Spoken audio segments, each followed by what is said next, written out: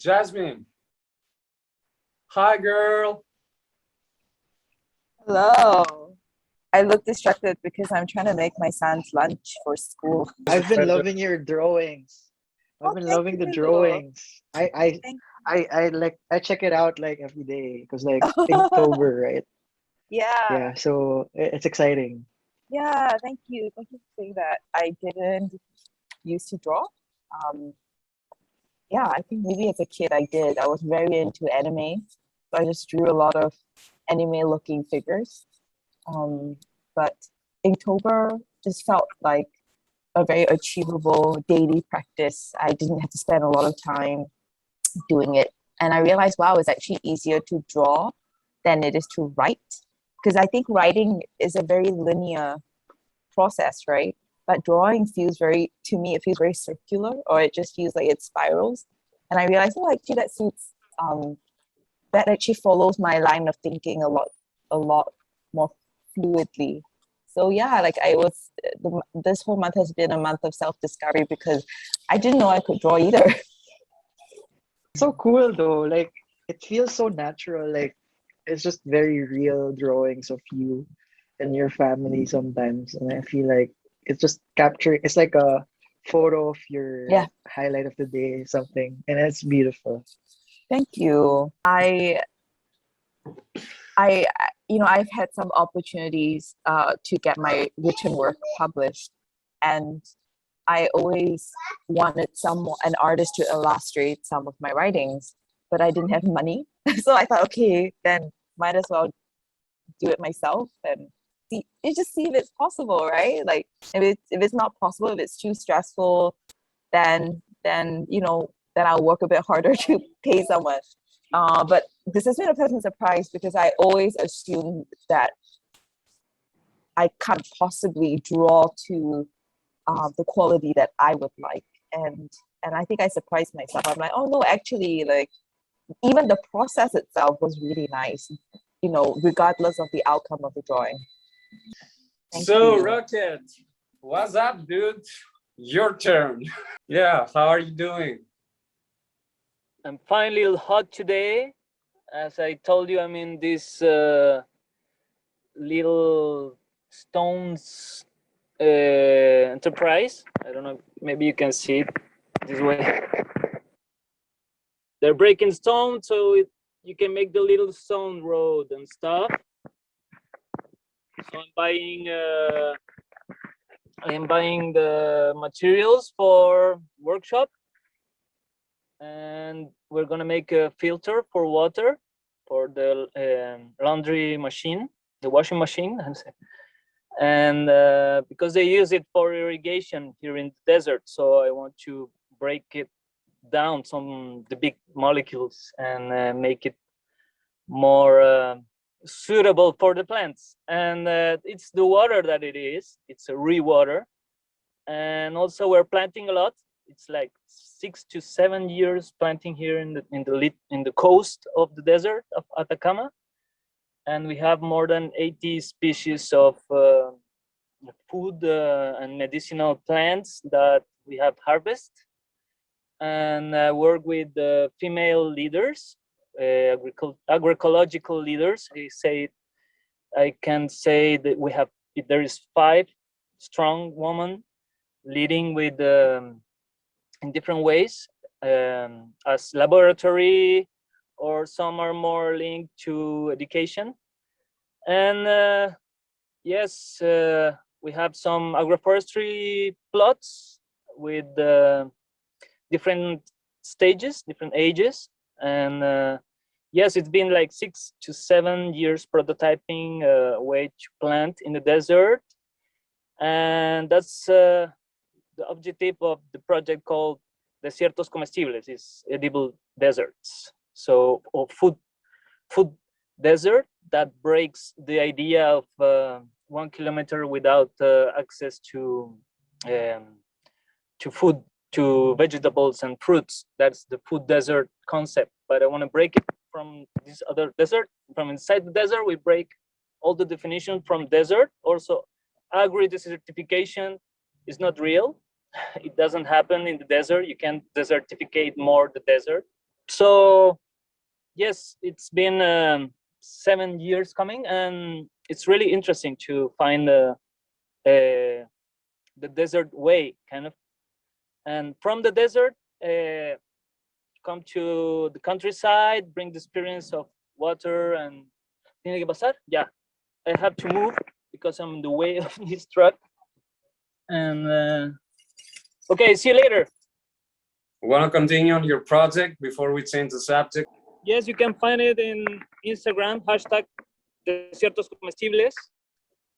And yes, the other thing is like the how many people we have kind of benefits, and I think it's more than 200 to 300 directly, and it's strong because we're working with different. It's not just with agriculture, so with education with kids and schools. Also, it's in the health. In the public health center, in the hospital, we're working in a program of health promotion. So it's really interesting to make a bridge between the health of our gut and the health of the soil, the organic matter that we have to take care of. So the call is to cover the soil like the hair we have in our head, and to plant many plants as you can. They work together, all right? There are allies, so it's intelligence from our planet, so we can work with these laws. I invite you to come to the sensitive way of the plants and the earth. Much appreciation for what you're doing, Rocket, for the world and for us all as a community, because I know that this is something been going on in your head for a long time now. So, anyone going next? Who feels like steering next? Hi. Happy moment. Yeah, because I guess like maybe it's more convenient for me to join tomorrow just before I drop off. Oh my gosh, my mask is broken. It's okay. Yeah, so I guess I just want to quickly share something that's going on in my life after the first event that we had. So I did an MBA 2-year in China. Now I'm doing an exchange here in the United States. My first time studying abroad. So for me, everything is just so different from China. I'm trying to experience the culture because it's just one semester exchange. And something interesting I found here is that I'm joining kind of like an initiative or like a forum called Effective Altruism. I think this is somehow similar or connected to what we're doing.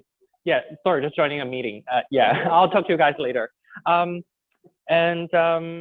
So I found what's interesting is that sometimes when we're thinking about helping other people, it's like maybe you think about the people you care the most, or like the people you know, maybe it's your relatives, or maybe it's people in your country. But if you think about it from effective altruism, maybe you need to think about who needs the help the most on this planet Earth. And then maybe that's kind of like building your reasoning about how you think one thing might be more valuable than the other and what's the reason behind. And also it's also talking about in terms of the effectiveness of the solutions when you have already the funding, and what solution do you want to do, and do you want to evaluate how effective the solution can be. So I think it kind of prompts me to think about something I never thought about, or at least it's not something we talk about in China a lot.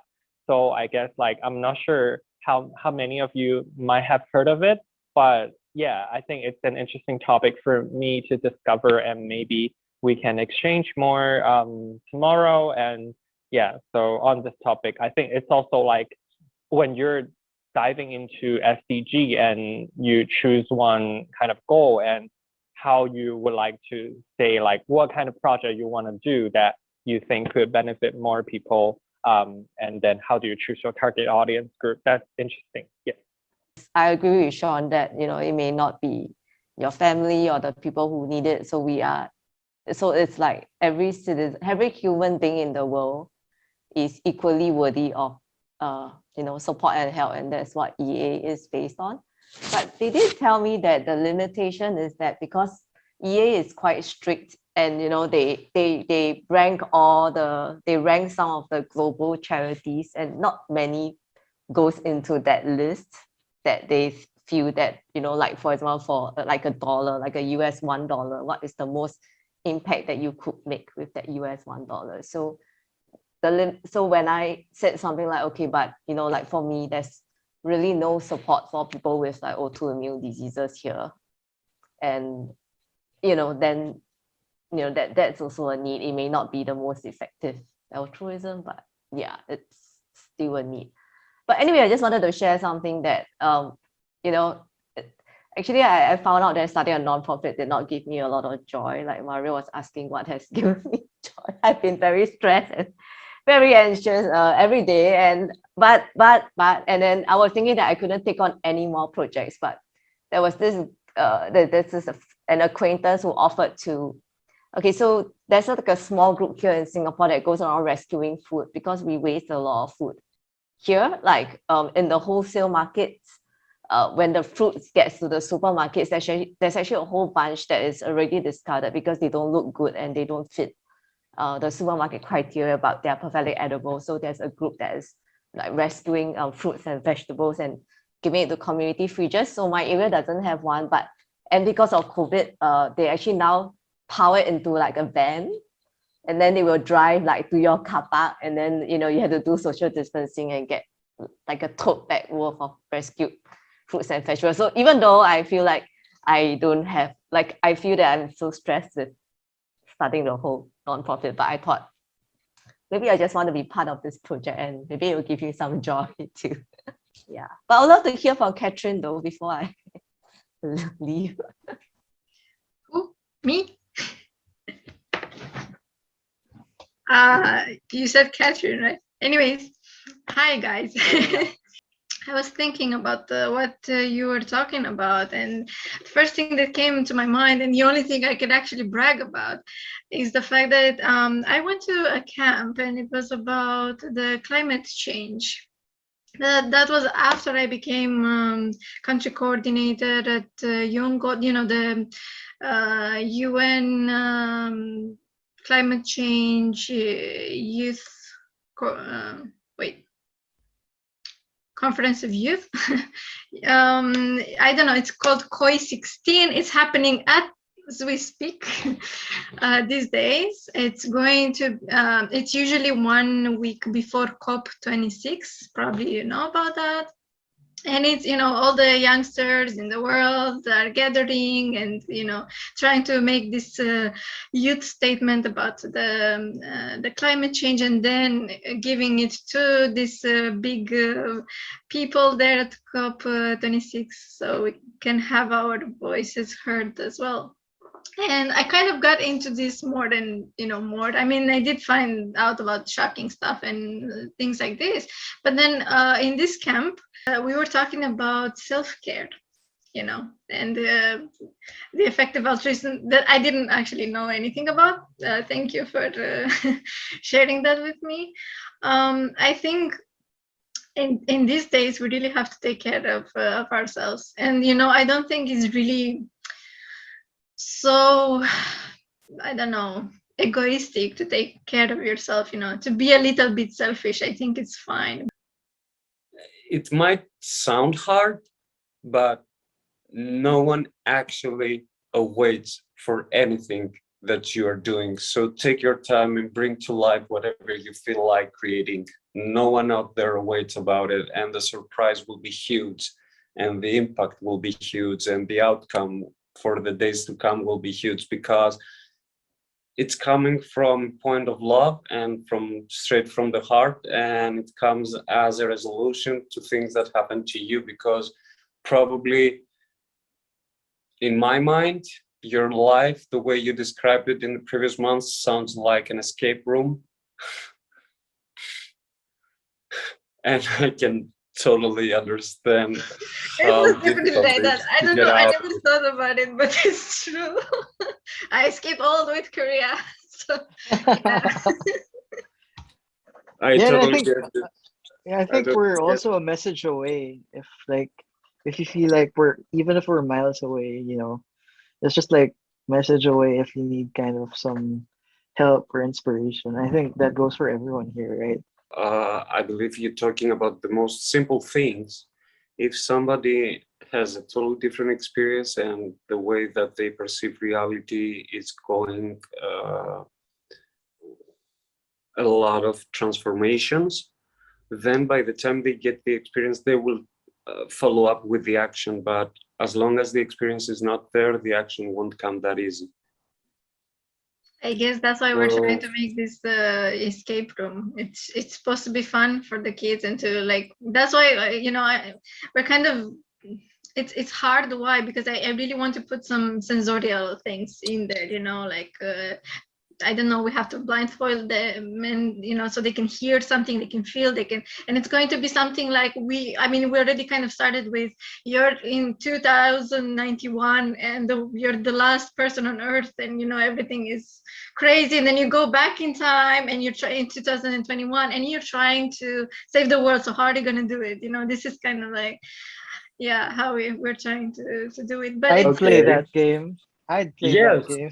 Yes, that's great. That I was about to say. We can help you with that. We can build up scenarios or We can be characters, your whatever you need. this is where we're having problems with like the scenario going there. So yeah, that would be really cool. Where he has to go. Where he has to go. Bye, love Sari. Have escape a great rooms. night. All the Thank you best. for Have a being great- here. Good night. Good night. Maybe we can make something to bring the community together.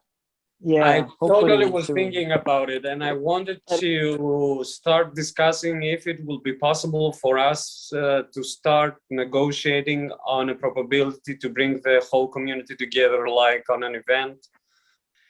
So, Jasmine, you want to share something with us, girl? Yeah, sure. So I took a few months off of social media this year because I realized that I shared a lot of things. I was very vocal about my opinions, but I don't think it was translating into offline action. Like to me, that was a disconnect, like I was thinking a lot, I was feeling a lot, but what I was doing was just clicking and sharing. I don't think I was doing stuff that had a direct impact on my community. I'm like, this doesn't help my neighbor who's having a hard time working for a terrible employer during COVID. It doesn't help her. This doesn't help people in my direct community. I'm not seeing the impact. I'm not feeling like I'm on the ground doing stuff. So I took time away from social media just so I could get a quiet headspace, just to really think about what is it that I can do. But something simple, like even just being a good neighbor, just that concept which I learned from an Asian American human rights activist who's passed away, Grace Lee Boggs. Like she was always big on the idea of, taking care of your neighbors, taking care of the people you live next to. Can you grow, can you garden together? Can you grow, can you make self-sustaining practices together? Like it's such a simple concept, but how many of us actually get to actively practice it when, in our modern day, it's all about individual living, right? Like it's not the same as the way communities were, say, like 50 years ago. And so, I don't think a lot changed for me, but I think my mindset really changed to not undervalue, very, very simple acts of caring for someone else. So what I ended up doing was I ended up creating, I think many of you have seen, I created this digital zine, which is basically not a professional, very handmade, very self-made magazine, using pictures that I took in the last few years when I was very, very depressed. Because like I was trying to find out what helps me hang on and how can I use it to build something for someone else. And it was such a wonderful process. It was very healing for me. It was also not super emotional while I was doing it because it became this creative puzzle. And I was hoping that through that zine, I could create a similar space for someone, that you enter a world of your own that is restful, that is inspiring, but it's still you at the end of the day. Like, it's all around you, or something that it's something about who you are. It's your memories. Like, we're all whole. Like, no child is born incomplete, right? We grow up being made to feel that we are incomplete, but that is actually not true. And that's something that motherhood has taught me. So so I created that zine. And also, I used to be someone, and I still am someone who's learning to be more financially literate. Like, I think economics is something that, deserves more talking about, especially when we do nonprofit work or social impact work, right? And I've always been someone that feels bad about money, about asking for money. And I realized that if I want to keep doing this work, it needs to be economically sustainable. So I needed to work through my own issues of low self-worth, because I was always undervaluing myself. I didn't know how to price my work. And I also wanted to make sure people could access it. Like, I don't think that because you're poor, you don't get to access the same level of care, right? Like, because it's, the whole idea of care, someone is always profiting from it. And how do we redistribute power and wealth to make sure that everyone can receive care, no matter, your economic status? So I decided to experiment with the zine. I was like, okay, I'm gonna make it free to access, but I'm going to actively ask for donations, so that we have, potentially this informal model where the people who can give will give, and the people who can't give, they can still receive. So that was a really fun experiment for me to realize, wow, I didn't realize people would pay so much. I didn't know that my work was worth that much to people. Like, I honestly didn't have a good gauge. So I was very glad to have tried that, and to find out, I don't know, I think I just had so much more clarity about what's really going on. Yeah. So that's what I'm very glad to share with you all today. The way to treat someone and the way that you may help someone can be revealed to you just by engaging with that one person, not even thinking about, oh, how am I going to help? How can I treat my neighbor better? How can I be there? And I know that this might sound hard, but there were times that you were clicking and my life clicked. And although you weren't there, the things you clicked about was something clicking in my own head, my own heart. And sorry for not getting back to you earlier, sharing a huge thank you for your clickings, but you need to realize that although we are not there for you to see us, some of your clicks reached us. And we are your neighbors in the world. So thank you. Thank you, Jasmine, for just clicking another day. Thank you for saying that. Thank you. And for sharing how you relate to what I just said. Yeah, I really appreciate it. I feel like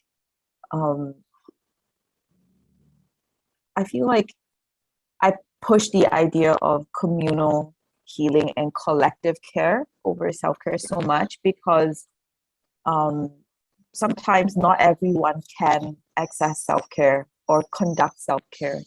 There are many reasons that prevent someone from being able to conduct self-care. And having gone through postpartum depression, I 100% understand. I told my husband, I need you to literally take my hand and drag me to the bathroom to take a shower.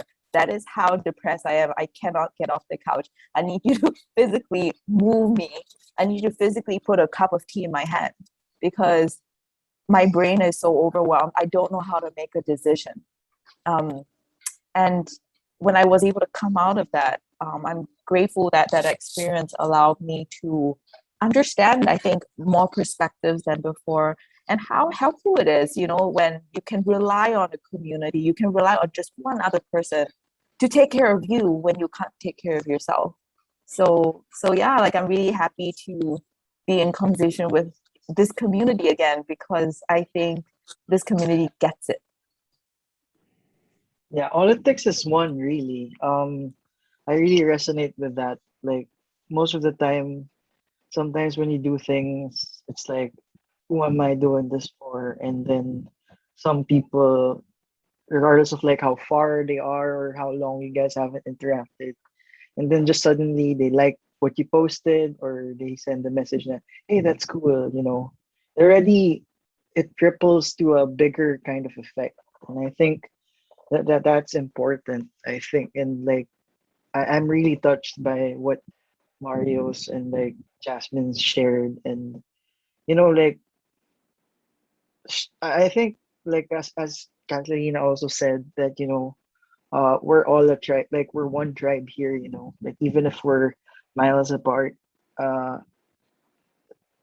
it speaks so much, like it speaks volumes of like hearing from you guys, like making time for this. I think it's such a big, it's such a big deal for me. Like even if I'm technically losing sleep, I mean it's worth the, you know, trade-off. Like just to experience that level of community and that sharing and like comfort that comes from each other's stories, be it good, be it bad. You just take it in and like you really absorb and feel like I'm part of your life.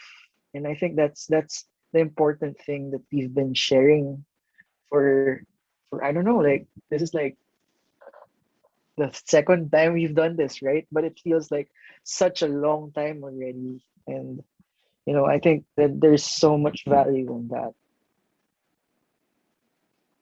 I'm so thankful for this tribe, you know, like even if like we haven't seen each other for like in person for years, it just feels like when I see you guys, it's just like the same time that we all met back in Korea.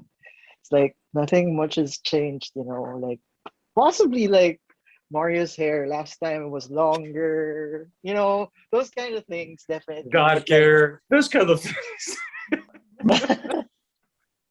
you know, now I have like facial hair, those kind of things.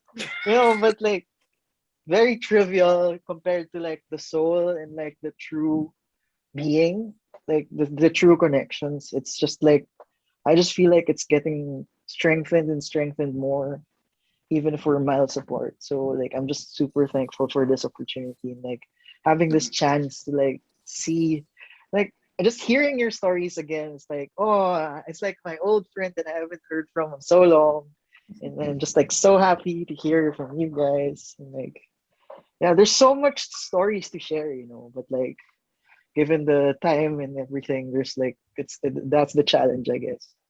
Then I have an idea, and probably this can be our first project. How about a BTC family podcast with each of us sharing 29 minutes of storytelling of our monthly routines? Um, That's I yeah. can help with that because I don't know if you know, I'm starting my own podcast, and I've been working on some techniques. So it's called Residue, and it's about distilling stories of community, culture, and care. Um, There we so go. actually, this is There we perfect. I was go. I was going to offer Perfect. that if every episode, There we it's go. yeah. So I'm happy to do the hosting and editing and production and all that stuff. Let's do Yeah, and it. I also Fantastic. just It's found an auto. fantastic. Yeah, so just so you know, my personal podcasting guideline is everything has a fully typed transcript that is marked um, very frequently in terms of timestamps. Everything has show notes and whatever is being addressed. If it's like a very local context, if it's something that not everyone's going to understand my show notes, I always do research and put links and stuff like that to make sure that people can always find out more about your work and stuff like that. So yeah, like there's already we can use my platform for that. Yeah, for sure. Yeah, Oh that'd be no, that's cool. fantastic. I don't want to be part of that just to like hear from everyone. Like in my own selfish way, I'll just join and like listen. But you know, Perfect. Perfect. And share your story too. yeah. Yeah, But no, that's definitely wonderful. like Yeah, Yes, let's do because I it. believe that everyone can jump in, having the script, they can jump in and actually record in their own times, and we can pick it up from there without them being like, I don't know, stressed or being live or whatever. And they can give us Yeah. the material, and then we can montage it and bring it to life, and it will be Yeah. great. I think we should have a season on the idea of games and playing, because like what Catalina is doing and what Mario is doing, and people, I think people who don't do gaming or who don't play games really greatly misunderstand it, and they put a lot of limitations, or they try to shut Exactly. it down. And I think it would Exactly. be so cool to like have some dedicated episodes on the idea of gaming and playing games in general. It's so great Like having seen it's like you. I have to control my voice just because I don't want to wake people like my neighbors. But I'm so hyped, guys. I'm so hyped. It's so beautiful. It's so beautiful and inspiring. And I know how inspiring it can be, because one thing that I haven't told you is that for the past year I've been collaborating with SNM in Ghana. We've been working together. I'm developing her communication material and her site. So For Miss Taxi. For Miss Taxi. yeah, Miss Taxi Ghana. So Yeah, if only nice. you knew the moments we laughed and laughed and laughed of meeting each other again and again, although it's for a newsletter or a press release. Whenever we meet, it's like a couple of hours laughing, and then like 20 minutes of work, it's done, it's perfect, we don't need to see that again. It's in place, so okay, leave it. And another couple of hours laughing and sharing our day-to-day living and problems, and it's been liberating. So I cannot even start to imagine how this will feel with you guys. And ladies, this is what? Second hyper here. Hype, hype. Just started going hype. This is community care in practice. What you just described with, in terms of your work with, not just work, right? It's your time and your moments with S&M. So, ladies and gentlemen, thank you so much for being here this first night. It's been such a pleasure having you all once again near my heart and in front of my screen. And I know that people listening to our stories tonight will be very happy, because this is what the BTC family is all about. Thank you so much. Have a great day, or a late morning, or an early hour. Bye, guys. Thank Good you. So good to night. see everyone. Bye. Thank you. Bye.